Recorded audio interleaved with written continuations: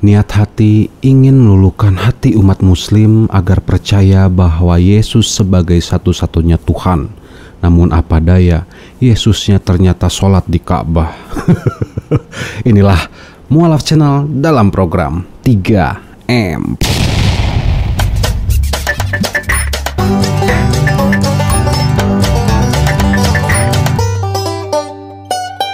Dua kalimat syahadat itu artinya aku percaya kepada Allah ya. Allah. Ya Allah. Tuhan. Tampol nggak nih? Tampol, bos. Bismillahirrahmanirrahim. Assalamualaikum warahmatullahi wabarakatuh. Alhamdulillahirrabbilalamin. Segala puji dan syukur kita panjatkan ke hadirat Allah Subhanahu wa Ta'ala yang telah memberikan kita nikmat iman dan Islam yang begitu sempurna dan luar biasa. Tidak lupa juga sholawat serta salam semoga tercurahkan kepada Nabi kita, junjungan kita, suri tauladan kita, Nabi Muhammad Sallallahu Alaihi Wasallam. Alhamdulillah sahabat Mualaf, di kesempatan yang indah ini izinkan saya untuk membahas salah seorang murtadin. Dia ini artis dan penyanyi terkenal pada zamannya. Namun baru kali ini dia berani menceritakan kisah murtadnya ketika dia umroh lalu mendapati Yesus berada di atas Ka'bah. Wah, seperti apa kisahnya? Sebelum lanjut silahkan bagi sahabat Mualaf yang baru bergabung atau baru menonton channel ini untuk mengklik tombol subscribe-nya dan nyalakan notifikasinya. Jika bermanfaat silahkan share videonya sebanyak-banyaknya, dan kalau suka silahkan klik like, dan insya Allah menjadi pahala amal jariah untuk kita semua. Amin ya Allah ya Rabbal Alamin. Oke, kita akan langsung menuju ke videonya dengan mengucapkan Bismillahirrahmanirrahim. Tampol heula atuh. Tampol, bos. Dulu saya suka sembahyang di tengah malam. Namanya tahajud. Dan saya bertanya, siapakah engkau, Yesus? Aku ingin tahu.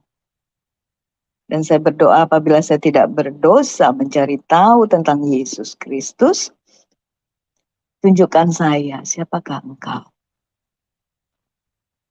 Wah, begitu saya buka Alkitab,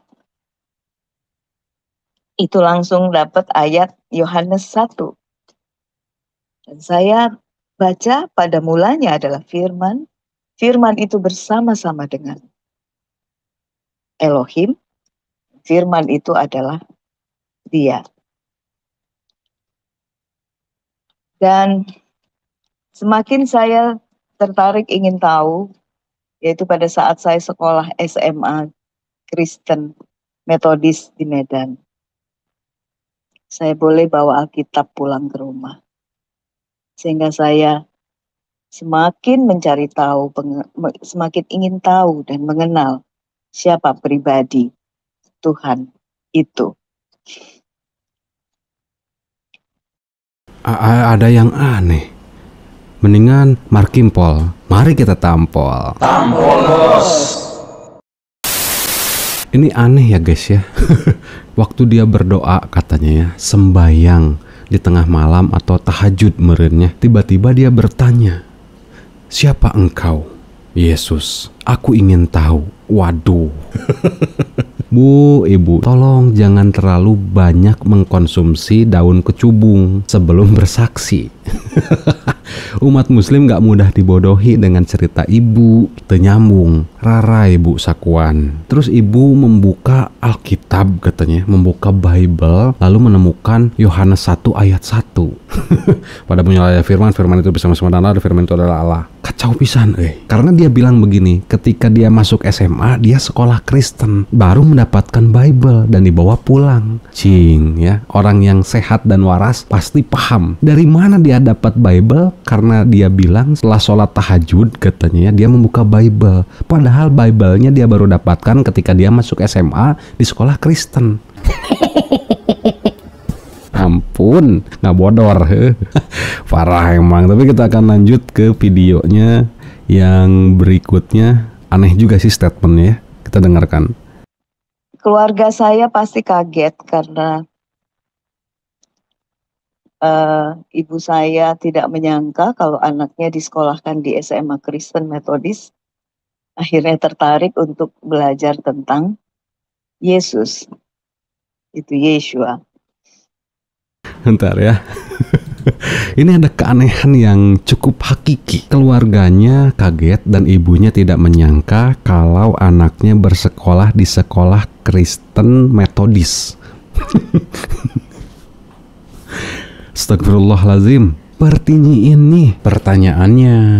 Yang daftarin dia sekolah siapa? Dan yang biayain dia sekolah itu siapa? Jurig, Ririwa, tukang cendol. Bos, dari zaman dulu sampai zaman sekarang orang tua ini berperan dalam mendaftarkan anaknya untuk bersekolah. Sekolah mau yang mana dia pilih, disetujui atau tidak itu keputusan dari orang tua karena masih dalam bimbingan orang tua. Ada campur tangan orang tua ketika mendaftarkan anaknya sekolah dan biayanya pun pasti ditanggung oleh orang tuanya. Tahu anaknya ini bersekolah di sekolah Kristen, kalau tanpa persetujuan dari orang tua nggak akan mungkin diterima. Tapi kan ini pasti ada campur tangan orang tua dan aneh gitu. Ibunya tidak menyangka dan keluarganya kaget. Capro guay si etanya. Ya biasalah herder kawan. Tepuk tangan dulu buat artis dan penyanyi ini. Haleluya. Tuhan. Haleluya, haleluya. Dan dia pergi berdoa, dia naik haji yang ketiga kali. Dia berdoa karena dia kaget anaknya kenapa mau mengambil keputusan untuk menerima Yesus sebagai Tuhan dan Juru Selamat. Akhirnya dia berdoa di sana waktu dia naik haji. Dia menangis. Kenapa anak saya yang saya sudah didik secara iman yang lama ingin menerima Yesus sebagai Tuhan dan Juru Selamat. Dia terus berdoa menangis. Akhirnya setelah dia pulang saya ketemu setelah dia pulang dari haji, dia berkata bahwa saya sudah dapat petunjuk, Afni. Dan dia begitu ikhlasnya. Petunjuk itu apa, Bu? Saya mendengar suara. Pada saat ibu menangis mendoakan Afni. Saya mendengar suara yang berkata singkat tapi berwibawa dan penuh kasih. Ibu sampai kaget suara siapa itu. Tapi hanya ibu saja yang mendengar, yang lain lagi khusyuk berdoa. Ibu mendengar jelas sekali suara itu berkata, anakmu bukan milikmu. Ibu saya gemetar, dia bilang, waduh itu benar-benar suara Tuhan. Tampol heula tuh. Tampol bos.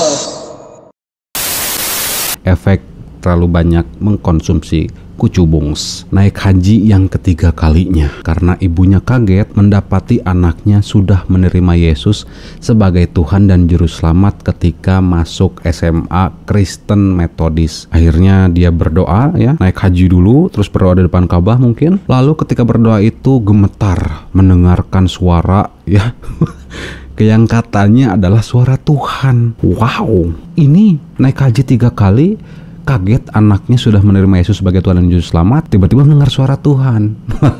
Niat hati mah pengen umat muslim tuh, wow keren banget ibunya dengar suara Tuhan. Tapi ada keanehan lainnya guys ya. Setelah saya mendengar kisah ini, ada kejanggalan dan keabsurdan kisahnya. Seperti apa videonya? Ayo kita lanjut ya. Dan setelah ibu saya menyetujui, saya akhirnya diam-diam sudah belajar sebenarnya tanpa ibu saya tahu. Sudah belajar Alkitab karena rasa ingin tahu itu sangat amat ingin tahu siapa Yesus itu.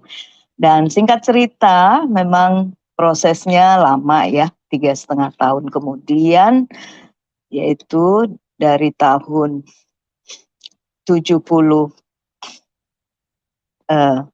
Saya pegang Alkitab itu 75 sampai 77. Baru saya mengambil keputusan menerima juru selamat itu pada tahun 81 dibaptis.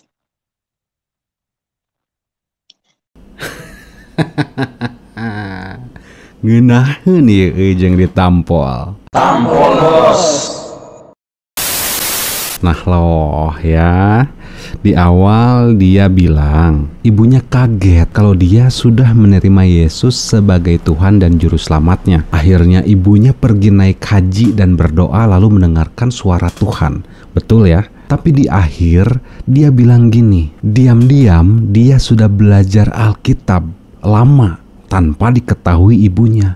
3,5 tahun kemudian, di tahun 81 katanya, dia baru menerima Yesus sebagai Tuhan dan Juru Selamatnya, dibaptis.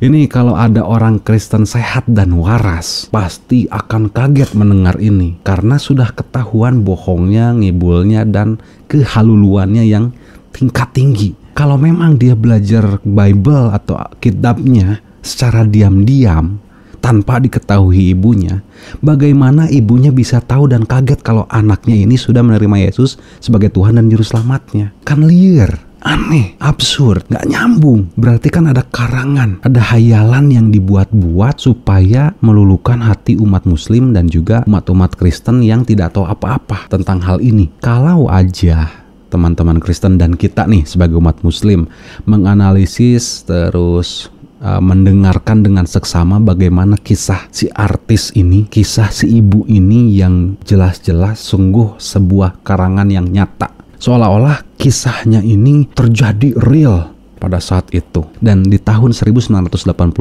dia dibaptis. Nah, ini perlu diketahui. Ini dibaptisnya bukan karena dia belajar Alkitab lama, bukan karena dia belajar Bible lama, karena dia menikah dengan seorang pria beragama Kristen. Jadi gitu nya, bulak-balik tah, pindah agama dia teh. Bukan karena rohani, bukan karena menemukan kebenaran atau belajar Bible, tapi karena menikah. Tapi di kisah ceritanya ini dia diagung-agungkan ya, mendapatkan ini, mendapatkan itu, A, B, C dan segala macamnya. Tujuannya apa? Maksudnya apa? Nanti kita akan bahas ya. Sekarang kita akan lanjut dulu ya. Kita setel lagi, ada yang lebih konyol. Gacorkeun guys. Setelah ibu saya meninggal, kakak-kakak saya, abang saya ingin mengajak saya umroh. Saya bilang boleh, saya belum pernah umroh, belum pernah ke Mekah. Ke Israel udah 4 kali, tapi ke Mekah belum. Tetapi kamu harus ganti KTP. KTP-nya harus Islam. Oke. Tidak apa. Yang penting saya bisa ke Mekah. Singkat cerita akhirnya saya punya KTP Islam. Sampai di sana saya pakai atribut yang pernah saya punya dulu. Dari kecil sudah taat memiliki atribut itu. Saya pakai lagi karena saya nggak mau beda sendiri kan, jadi harus menyesuaikan sama-sama dengan kakak-kakak saya dan yang lingkungan di situ. Nah, waktu pertama sekali saya mau sembahyang di depan Ka'bah, waktu Isya masih sembahyang sunat dulu 2 rakaat. Menunggu imamnya datang. Terus saya sholat sunat 2 rakaat itu. Saya berdoa, baca Al-Fatihah yang masih saya hafal ayat-ayatnya. Waktu saya baca Al-Fatihah, Bismillahirrahmanirrahim. Terus? Tentu. Waktu belum sampai amin, ada kalimat ihdinas siratal mustaqim. yang artinya tunjukkanlah saya jalan yang lurus. Itu saya sudah nggak bisa lagi berdiri karena hadirat Tuhan saya rasakan, saya seperti diguyur angin yang dingin dan saya tidak kuat berdiri, dan bukan bahasa itu lagi yang keluar dari mulut saya, tapi bahasa roh. Saya berlutut, saya terus berbahasa roh. Bahasa rohnya meren siga seri suli lubisnya. Huria pasakata karawa. Huria pasakata karawa. Anja.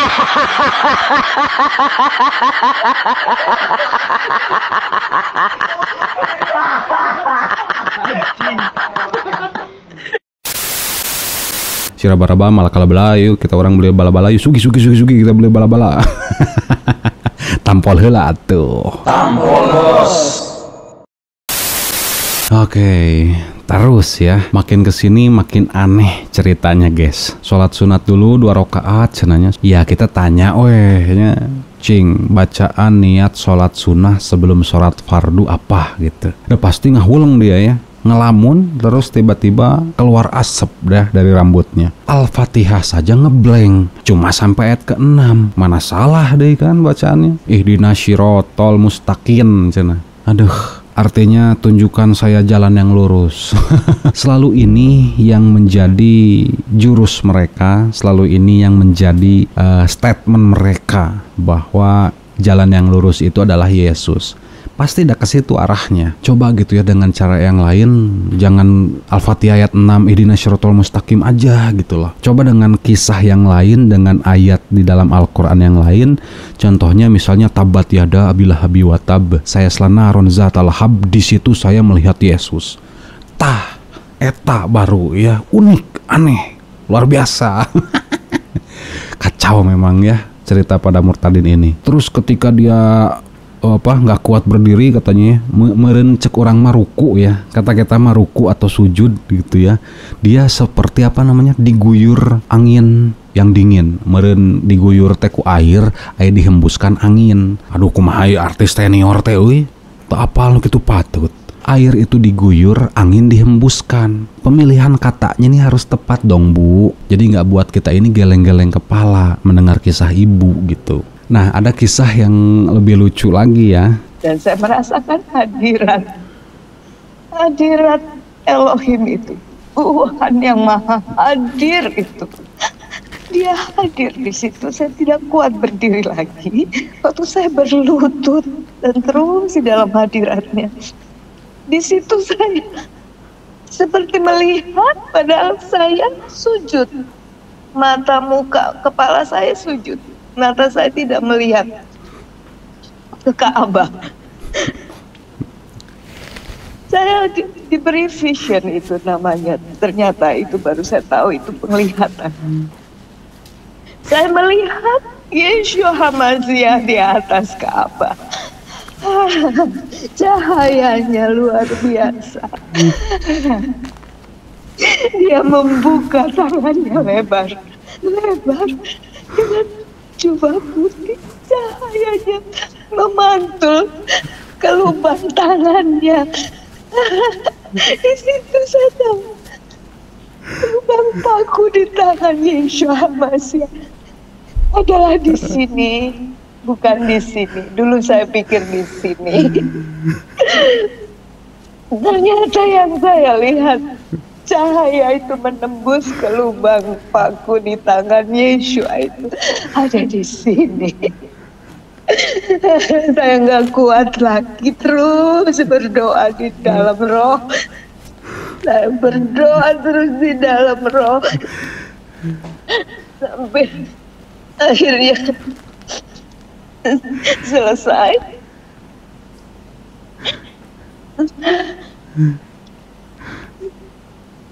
Singkat cerita. Waduh, nggak sadar kayak gitu. Saya sampai meneteskan air mata ya, dan air liur gitu ya, karena mendengar kisahnya yang begitu. Luar biasa nih kisahnya nih. Wajar ya, ini mantan artis ya, mantan aktor, bintang sinetron dan bintang film pada masanya, penyanyi juga gitu. Jadi aktingnya tuh wah patut diacungi jempol ya. Kita beri tepuk tangan dulu yang meriah. Haleluya. Tuhan. Haleluya, haleluya. Ini yang jadi pertanyaannya gini loh. Bingung juga saya ya. Yesus ngapain di atas Ka'bah? Bersihin talang emas Ka'bah atau ganti kain kiswah? Terus tangannya bolong di sini katanya. Tangannya bolong di sini bukan di sini. Bu, sebelum ibu bercerita, pelajari dulu Bu apa yang ada dan tertulis dalam Bible. Dan mungkin ibu bisa lihat filmnya The Passion of Christ atau The Son of God, atau film-film kisah Yesus yang lainnya, bagaimana Yesus disalib ya, menurut teman-teman yang Kristen. Bagaimana Yesus disalib, apakah tepat di urat nadinya di sini nih ya? Apakah tepat di sini atau di telapak tangan?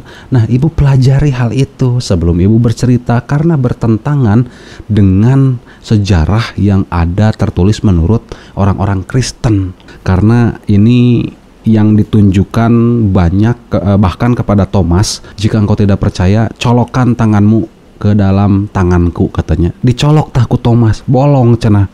Baru Thomas kaget tuh, ya Allah, ya Tuhanku. Rewas gitu ya, kaget Thomas ketika mencolokkan tangannya ke jarinya Yesus. Menyolokkan jarinya Thomas ke tangannya Yesus. Pelajari hal itu dulu Bu sebelum cerita. Kumaha Yesus nu mana ya nu di atas Ka'bah teh, euy. Tapi kan ini aneh gitu ya. Belum sampai kalimat amin, dia udah sujud. Gak kuat berdiri, gemetaran, terus sujud, berdoa di dalam roh. Nu kumaha eta berdoa dalam roh teh euy. Si bara-bara lakabalaba, si kamamar kalabala makan bala-bala gitu. Sudahlah ya. Kehaluluyaan yang tingkat tinggi ya, tingkat dewa. Macem-macem ya. Kita akan lanjut lagi ya ke kisah berikutnya nih. Ya aduh. Bilang Tuhan Yeshua Hamasya, tunjukkan apa artinya itu penglihatan saya. Tuhan hadir di atas Ka'bah. Tuhan itu hidup, dia bisa merasakan apa yang kita rasakan, apa yang saya rasakan, yang saya butuhkan. Dia menjawab, dia memberikan saya pengertian, Roh Kudus memberikan pengertian. Arti dari hadirnya dia yang saya lihat di atas Ka'bah itu satu, kemanapun engkau pergi, aku menyertaimu. Dan kedua artinya hadirnya Yeshua di atas Ka'bah, aku pun mengasihi mereka yang sujud.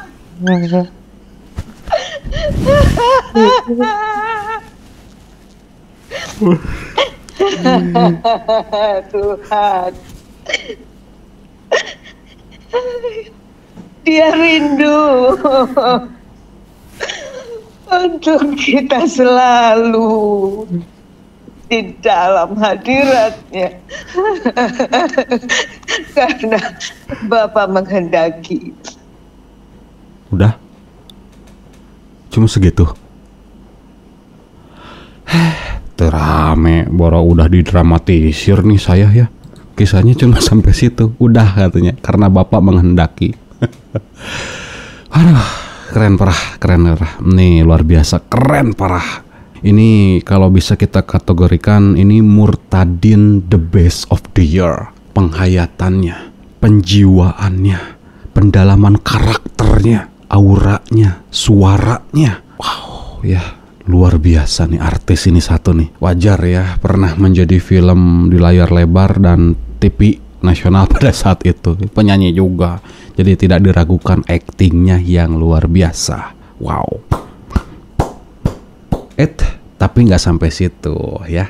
Ada bonusnya nih untuk sahabat Mu'alaf yang sudah nonton dari awal sampai akhir ya. Ini ada bonusnya sedikit saja ya. Ini ketika ada penanya, ya orang Kristen bertanya sama dia, kita dengarkan ya. Iya. Apakah waktu sebelum naik haji itu Ibu Nur Agni sempat ini membacakan 2 kalimat syahadat lagi hingga mereka mengajari Ibu Nur Fahmi. 2 kalimat syahadat itu artinya aku percaya kepada Allah ya. Allah. Ya Allah ya. Ya, Saya nggak bisa lagi menyebut itu. Ya. Apakah sempat Ibu mengucapkan itu kembali? Enggak. Iya, saya mengucapkan itu dengan satu pengertian bahwa artinya saya percaya kepada Allah dan Muhammad Rasulullah, gitu kan? Tapi tidak ada kalimat saya tidak percaya Yeshua lagi. Gitu. Saya tidak percaya Yeshua itu tidak ada. Jadi di hati saya adalah domba. Jadi domba yang berbulu serigala. Akhirnya saya bisa ke Mekah. Ya. Ini ending dari semua. Ya, dia mengatakan bahwa dia ini adalah domba berbulu serigala. Wow, bahaya nih orang nih ya. Ada apa ini? Tujuannya apa? Seperti itu. Kan Anda sudah menerima Yesus sebagai Tuhan dan Juru Selamat ya. Dan orang murtad ya, yang punya kepala tapi nggak ada isinya pun gak akan mau pergi ke Mekah. Buat apa? Sudah tidak diimani lagi gitu. Ya gitulah ya, ini Edun ceritanya ya, luar biasa. Ya tentunya untuk menipu umat Kristen agar umat Kristen ini bisa mengeluarkan cuannya, bisa mengeluarkan persembahan kasih dan perpuluhan untuk memberikan support kepada si ibu murtadin ini dengan kisah yang dilebih-lebihkan. Edun bukan namanya. Oke, sekian dan terima kasih karena videonya pun ya udah sampai sini. Tapi tolong sahabat mualaf, jadikan ini sebagai satu pelajaran yang berharga, satu pelajaran yang penting untuk menguatkan iman dan ketakwaan kita kepada Allah Subhanahu wa taala, karena iblis ataupun setan dapat menyerupai bentuk apapun, termasuk mohon maaf wajahnya Yesus, fisiknya Yesus, ciri-cirinya Yesus ya, karena orang-orang Kristen ini sudah menggambarkan atau melukis wajah-wajah Yesus yang rupa-rupa bentuknya dan rupa-rupa warnanya ini seperti ini ya, banyak banget nih, sehingga setan atau iblis pun dapat meniru fisik ataupun ciri ataupun wajah yang dikatakan Yesus ini gitu. Dan ingat, setan atau iblis tidak dapat menyerupai Nabi kita, Nabi Muhammad Sallallahu Alaihi Wasallam. Tapi setan atau iblis bisa mengaku-ngaku sebagai Rasul ataupun Nabi. Dalam hadis riwayat Bukhari dan Muslim, Rasulullah Sallallahu Alaihi Wasallam bersabda, "Man ra'ani fil manami fasayaro nifil yaqozoh wala yatamasyalu syaitonubi." Yang artinya, barang siapa yang melihatku dalam tidur, maka ia seakan-akan melihatku ketika terjaga, karena setan tidak dapat menyerupaiku. Ini kata Rasulullah Shallallahu Alaihi Wasallam. Alhamdulillah ya, semoga kita semua ini dalam lindungan Allah Subhanahu wa taala, dijauhkan dari godaan setan atau penampakan iblis-iblis yang menyerupai apapun untuk menyesatkan kita jauh dari jalan yang lurus, jalan yang telah Allah berikan nikmat senikmat-nikmatnya, yaitu iman Islam. Ya, terima kasih sahabat mualaf. Saya ucapkan syukron, jazakumullah khairan. Wassalamualaikum warahmatullahi wabarakatuh. Fabi ayyala irobikuma tukaziban wala tamutuna ila wa antum muslimun.